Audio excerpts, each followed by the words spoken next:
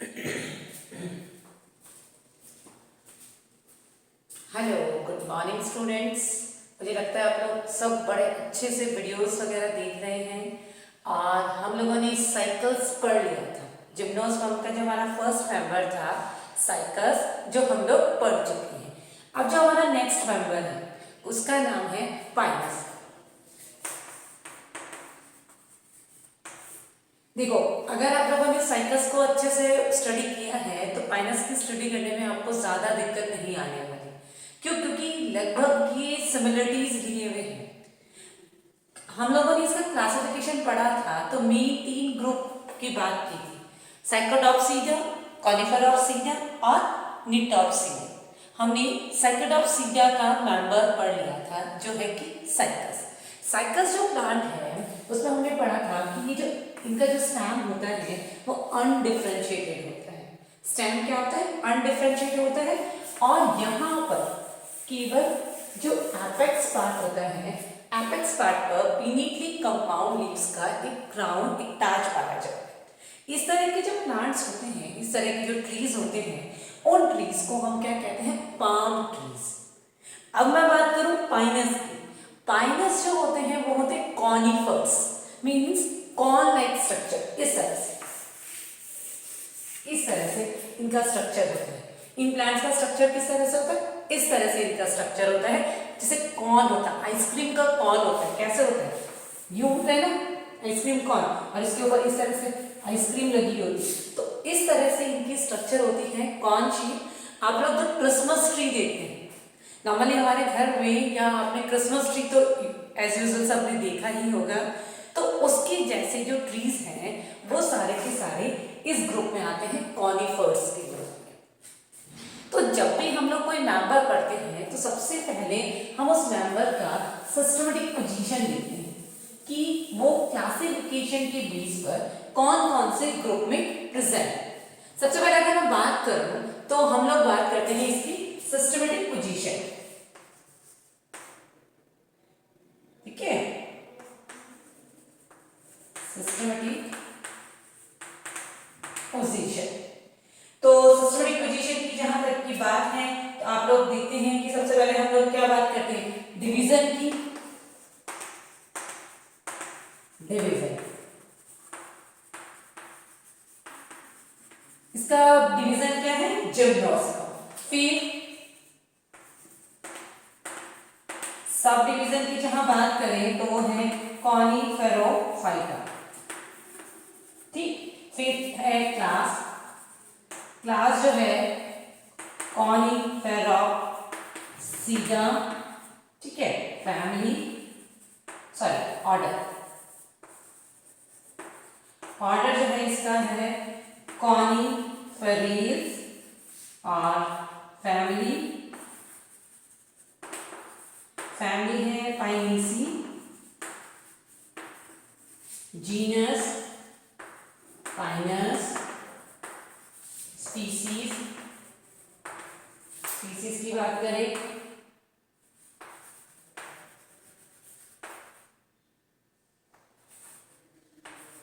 रॉक्सवर्थ।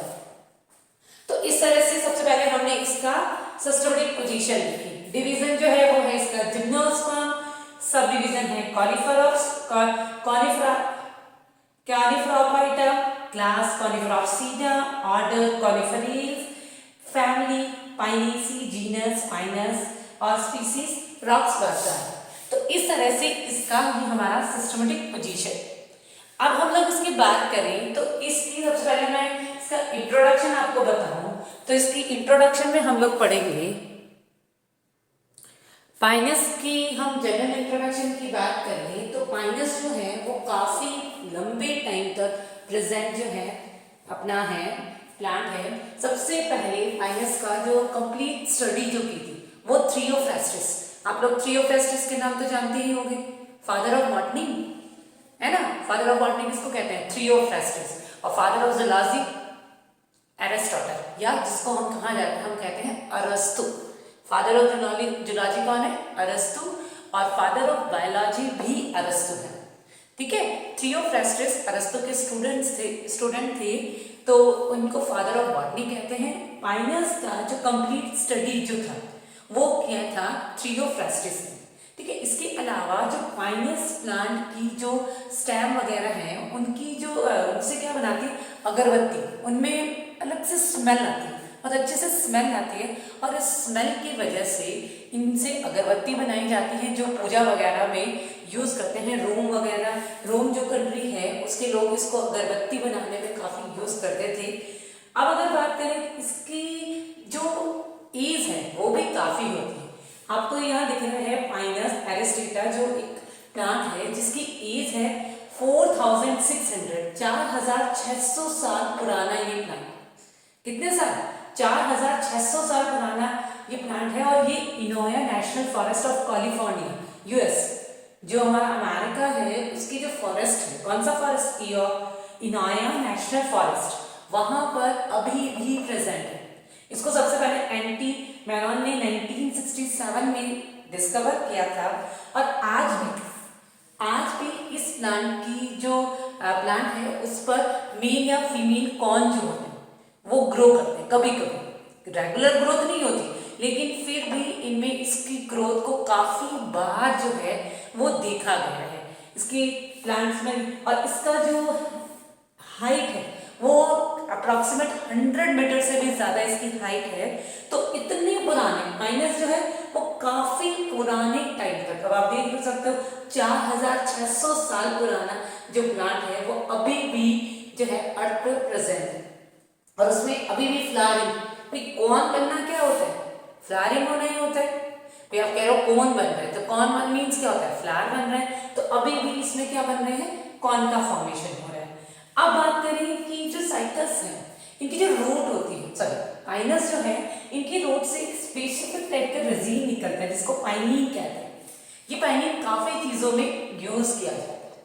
Normally जो cycle इसकी economic importance में आप पढ़ोगे, पाइनस जो है वो वुडी प्लांट है।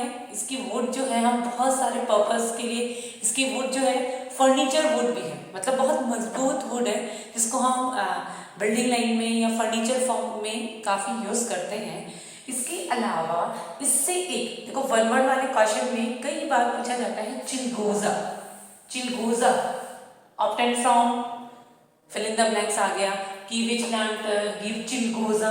तो चिलगोजा है पाइनस की एक स्पीसीज है जिसका नेम है पाइनस जियार्डियाना। पूरा स्पीसीज लिखना पड़ेगा, केवल आप लिख दोगे चिलगोजा ऑब्टेन फ्रॉम पाइनस तो आंसर वैलिड नहीं होगा।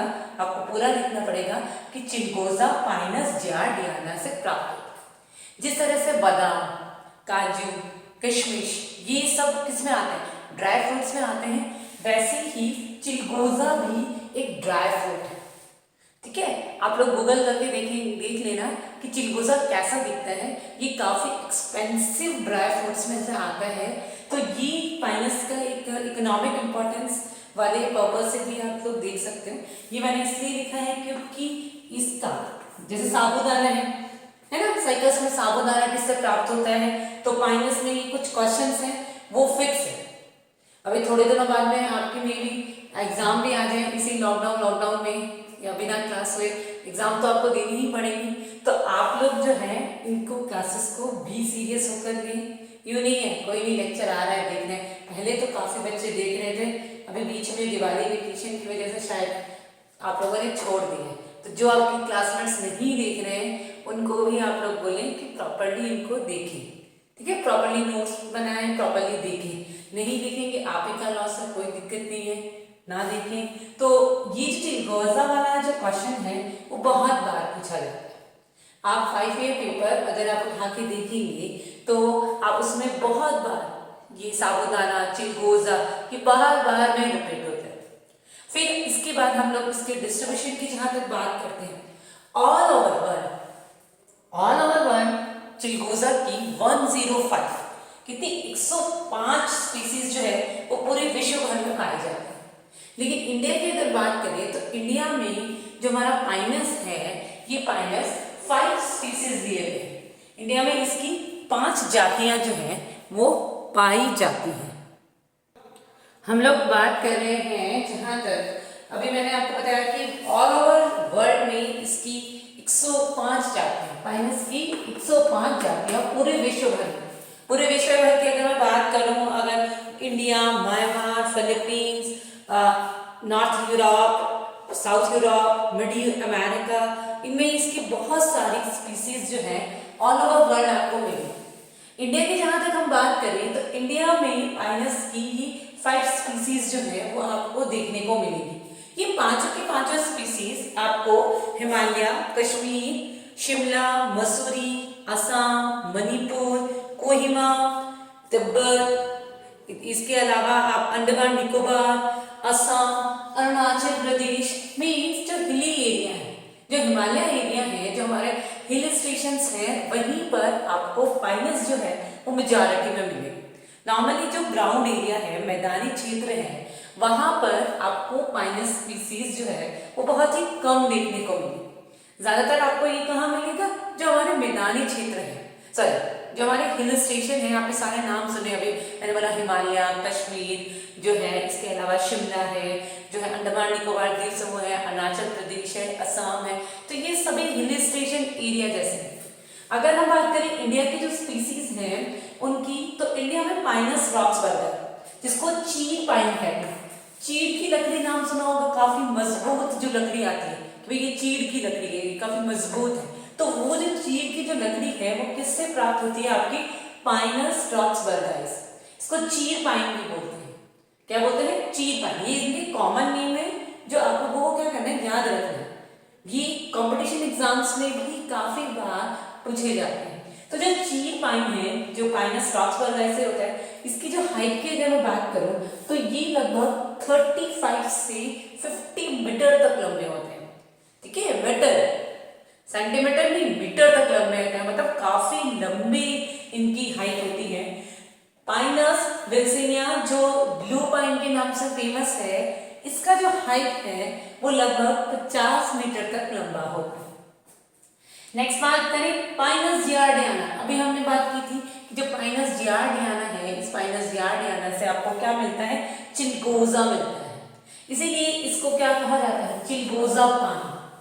पाइन मीन्स पाइनस से रिलेटेड है। ठीक है, चिलगोजा पाइन जो है, इसका जो हाइट की अगर मैं बात करूं तो इसकी हाइट 11 to 20 मीटर तक हाइट इसकी आपको देखने को मिलेगी। फिर पाइनस मैकाकोसी, इसको मर्कस पाइन कहा जाता है। इसका हाइट इतना ज्यादा नहीं है, इसका हाइट 3 से 4 मीटर तक का होता है।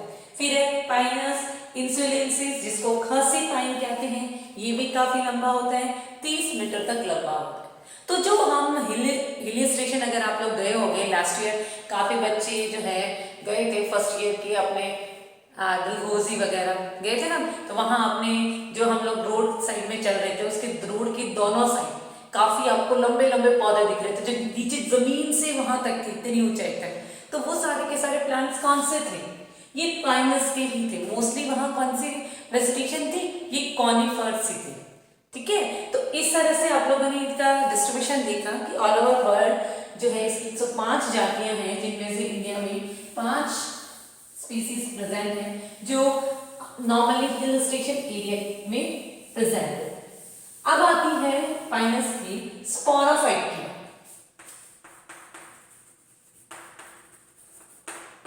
नॉर्मली आपको पता है कि जो जिम्नोस्पर्म होते हैं, इनकी मेन प्लांट बॉडी कैसी होती है, स्पोरोफिटिक प्लांट बॉडी होती है।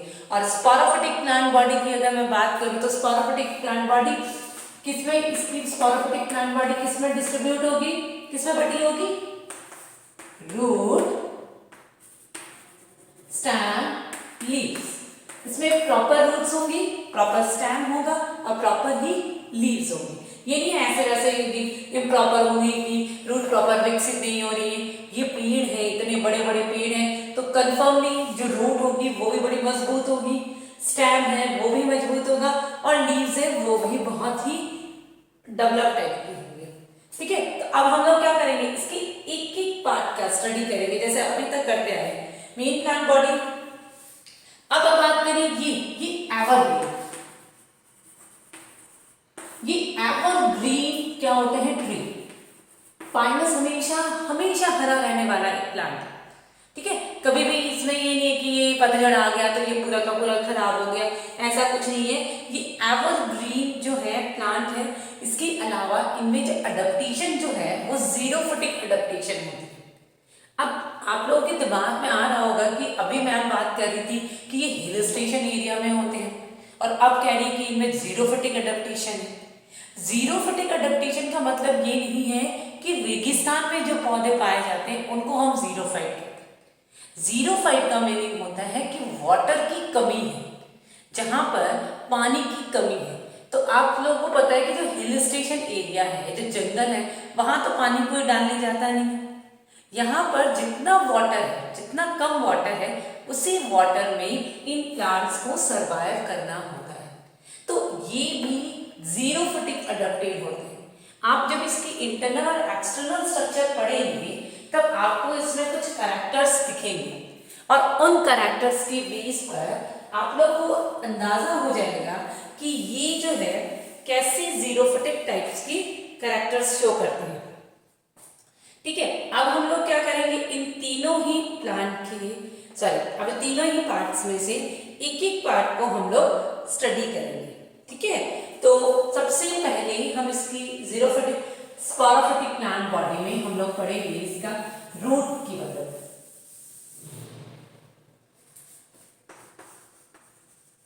रूट, अब सबसे पहले अगर मैं बात करूं तो इस प्लांट की जो रूट है वो है टैप रूट। इस प्लांट में पाइनस में आपको क्या मिलेगा, टैप रूट सिस्टम मिलेगा। क्यों मिलेगा टैप रूट सिस्टम? क्योंकि मोस्टली जो ट्रीज होते हैं, जो बड़े पौधे होते हैं, उन बड़े पौधे नहीं कहते, हम पेड़ कह सकते हैं। जो बड़े पेड़ होते हैं उन पेड़ में प्रॉपर बड़ी रूट होनी चाहिए, मजबूत रूट होनी चाहिए, तभी तो वो पौधा क्या कर सकता है, एक जगह स्टेबल हो सकता है। अगर मजबूत रूट नहीं होगी तो क्या होगा, वो इधर उधर झूलेगा और गिर जाएगा। इसलिए आप लोग जितने भी ट्रीज देखते हैं उन सभी ट्रीज में एक प्रॉपर टैप रूट होती है, एक मुख्य मूल होती है। टैप रूट में क्या होता है, एक मुख्य मूल। मुसला मूल में क्या होता है, एक मुख्य मूल होती है और इस मूल से मूल रोम निकले हुए रहते हैं, जो क्या करते हैं, पौधे को एक जगह काफी कसकर पकड़े रहते हैं। सिंपल से बात करूं, इस बार बहुत ज्यादा बच्चों ने जो है अपने पेरेंट्स की हेल्प की है खेतों में। आप लोग घास निकालते हो, है ना, घास करने को हम निंदाण कहते हैं शायद, मे बी, है ना। तो आप लोग उसमें से खरपतवार जो निकालते हो, घास निकालते हो। भाई किसी भी पौधे, किसी भी फसल को हमने बोया है, उस फसल में जो अदर कोई भी क्रॉप ग्रो करे तो वो उसके लिए क्या है, खरपतवार, वीड, क्या कहते हैं, वीड या खरपतवार। तो ये जो वीड या खरपतवार जो होती है, ये क्या करती है, ये उसके लिए नुकसान देती है। तो आप लोगों ने जब निकाला होगा तो आपने अलग अलग तरह के पौधे निकाले होंगे। कई ऐसे पौधे होते हैं जिनकी जड़ें इस तरह से थी, मतलब अपस्थानिक जड़ें थी, वो बड़े आसानी से निकल जाते हैं। मोथ होती है जिसकी पत्तियां प्याज जैसी होती हैं, उसमें एक पतली सी नोट होती है। इसको निकालते हो या तो आधी टूट जाती है या बहुत मुश्किल से जोर लगा के निकलती है। तो आपने इनकी मजबूती देखी, इस रूट की और इस रूट की। अगर नहीं देखी है तो अभी भी आप लोग बाहर जाके कोई ना कोई ऐसी घास आपको मिल जाएगी जिसमें आप लोग ये चीज देख सकते हो। तो मोस्टली जो प्लांट्स होते हैं, जो बड़े प्लांट्स होते हैं, उनमें हमें कौन सा रूट सिस्टम मिलता है, टैप रूट सिस्टम। मीन्स उनमें प्रॉपर रूट होगी, टैप रूट होगी, मजबूत रूट होगी। तो पाइनस में भी आप लोगों को एक मजबूत रूट मिलेगी, कौन सी, टैप रूट सिस्टम। यहां पर भी हम लोग क्या देखेंगे, टैप रूट सिस्टम देखेंगे। और इन रूट्स में बहुत सारे रूट हेयर, मीन्स जड़ जो होती है उसमें घी वाली जो रूट होती है, जिसको हम एडवेंचरस रूट कहते हैं, इसमें कोई मेन रूट नहीं होती, सारी रूट मेन होती है, मीन्स प्रॉपर एक। लेकिन जब टैप रूट की बात करें, जब हम मूसला मूल की बात करें, तो मूसला मूल में एक प्रॉपर रूट होगी और उससे पतले पतले धागे निकले हुए होते हैं। और ये जो पतले पतले जो धागे निकले हुए हैं, इनको हम कहते हैं मूल रूट। तो पाइनस में प्रॉपर रूट होगी, टैप रूट, और इस टैप रूट में प्रॉपर आपको क्या मिलेंगे, रूट हेयर देखने को मिलेंगे। ठीक है, फिर उसकी बात करें कि जो रूट हेयर है, ये आप लोगों ने कहा था रूट हेयर प्रेजेंट होंगे। अब एक हम लोगों ने स्टार्टिंग में जब जिम्नोस्पर्म के कैरेक्टर्स पढ़े थे, तो उस कैरेक्टर में हमने पढ़ा था कि जिम्नोस्पर्म जो है वो क्या करते हैं, सिम्बायोटिकली एसोसिएट रहते हैं। पढ़ा था ना कि सहजीवन शो करते हैं। तो सहजीवन शो करते हैं इसके बारे में हमने पढ़ा था। तो आप लोगों ने एग्जाम्पल पढ़ा था पाइनस और साइकस का, कि जो साइकस है उसकी जड़ों में एल्गी सहजीवी के रूप में रहती हैं और कॉलोरॉइड रूट्स का फॉर्मेशन करती हैं। पढ़ा था ना। नेगेटिव जियोट्रॉपिक नॉर्मली रूट क्या करती हैं, भूमि की तरफ ग्रोथ करती हैं, लेकिन साइकस में कॉलोरॉइड रूट क्या कर रही थी, भूमि के विपरीत ग्रोथ कर रही थी। ये रूट क्या कर रही थी, उसमें नाइट्रोजन फिक्सेशन का काम कर रही थी। तो वहां पर जो सहजीवन था वो किसके बीच में था, शैवाल और साइकस के बीच। शैवाल कौन सी थी, नॉस्टॉक एनाबिना। वन वर्ड वाले क्वेश्चन में आता है। यहाँ पर पाइनस में जो रूट होती है, इस रूट में ये किसके साथ सहजीवन करते हैं, फंजाई के साथ। और जब फंजाई के साथ हायर प्लांट सहजीवन करता है उस चीज को हम लोग क्या बोलते हैं, माइकोराइजा। क्या बोला जाता है, माइकोराइजा। कवक मूल क्या कहते हैं,